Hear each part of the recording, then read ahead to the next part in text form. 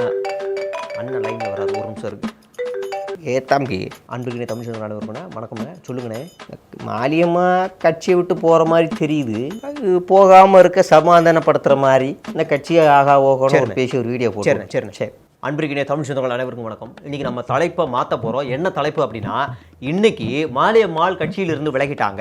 அவங்க விலகினதுக்கு என்ன காரணம்? அவங்க விலகினதுக்கு பணமா? இல்லை நம்ம சேட்டை தான், இல்லை அவர் அந்த முஸ்லீம் அவர் தான், இல்லை அண்ணன் தான், இல்லை அண்ணி தான், இப்படின்னு பல கருத்துக்களை என்னென்னத்தையோ பேச முடியுமோ பேசிக்கிட்டு இருக்காங்க. அதுக்கு எல்லாத்துக்கும் முற்றுப்புள்ளியாக தான் இந்த காணொலியை இன்றைக்கி நாங்கள் போட போகிறோம். மாலியம்மாள் கடந்து வந்து பார்த்தீங்கன்னா 2019 அவங்கள அறிமுகப்படுத்துகிறோம். அண்ணன் தான் ஒரு வாய்ப்பு கொடுக்குறாங்க, எல்லாமே பண்ணிக்கே இருக்கிறாங்க.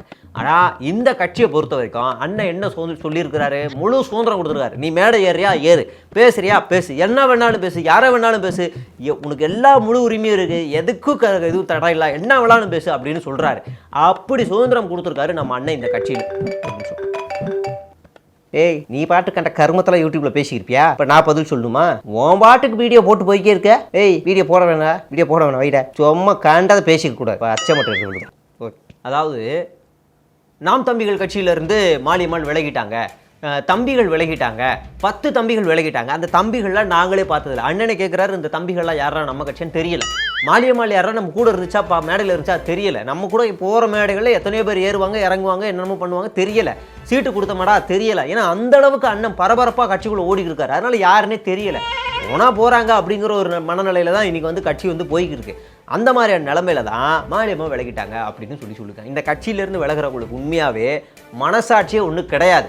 அப்படி விலகுனா அவங்க மனசாட்சியை கொண்டுட்டு தான் விலகணும். அந்த மாதிரி வந்து மாலியம்மா விலகுறாங்களா இல்லையான்னு கூட தெரியாது. ஆனால் இவங்களா பற்ற வைக்கிறது. எனக்கு என்னென்னா, இப்படி ஒரு புனிதமான கட்சியிலேருந்து யாரும் விலகக்கூடாது, இந்த மாதிரி ஒரு கட்சியில் இருக்கிறது நல்லது அப்படின்னு நீங்கள் வந்து புரிஞ்சுக்கணும். அதுக்கு முன்னாடி நீங்கள் அண்ணனோட தியாகத்தை புரிஞ்சுக்கணும். மற்ற கட்சியில், இந்த பூ கட்சியோ, இலை கட்சியோ, சூரியன் கட்சியோ, இல்லை மாம்பழம் கட்சியோ, ஏதோ ஒரு கட்சிகளில் எத்தனை தொகுதிகள் இருக்குது, எத்தனை வாக்காளர்கள் இருக்காங்க, அதில் பெண்கள் எத்தனை, அதில் ஆண்கள் எத்தனை, அதில் புது வாக்காளர்கள் எத்தனை, அதில் வயசானவர்கள் எத்தனை, அதில் வார்டு எத்தனை, அதில் மண்டலம் எத்தனை, இப்படி பிரிப்பாங்க. ஆனால் நம்ம இந்த இந்திய அரசியல் இல்லை, ஏன் உலக அரசியல்லையே நம்ம அண்ணன் மட்டும்தான் எந்த இடத்துல டம்மியை நிப்பாட்டலாம், எந்த இடத்துல நமக்கு வாக்கு அதிகமாக இருக்குது, எந்த இடத்துல அந்த டம்மியை நிப்பாட்டினா ஒரிஜினல் காசு வாங்கின பார்ட்டி ஜெயிக்க வைக்கலாம்னு ஒரு சர்வே எடுத்து அதில் தேவைப்படக்கூடியவர்கள் வெற்றி பெற வைத்தது நம்மளுடைய அண்ணன் அப்படிங்கிறத நம்ம புரிஞ்சுக்கணும். அது மட்டும் இல்லை, எல்லா இடத்துலையுமே ஐடிங் வச்சுருக்காரு. சாதாரண சொமாட்டோ ஓட்டுற பையிலேருந்து டாக்ஸி ஓட்டுற பையன் எல்லாரும் ஃபேக் ஐடி வச்சு கண்டாமணி கத்துவோம். இன்னைக்கு இந்த வீடியோவில் பாருங்கள், அந்த அளவு கட்சி உருவாக்கியிருக்காரு. இப்படி ஒரு புனிதமான கட்சியிலேருந்து விலகுறவங்க தயவு செய்து யோசிக்கணும். யோசிச்சு தான் நீங்கள் இந்த கட்சியிலேருந்து விலகணும். அது வந்து உங்களுடைய வளர்ச்சிக்காக நான் சொல்கிறேன். நன்றி, வணக்கம்.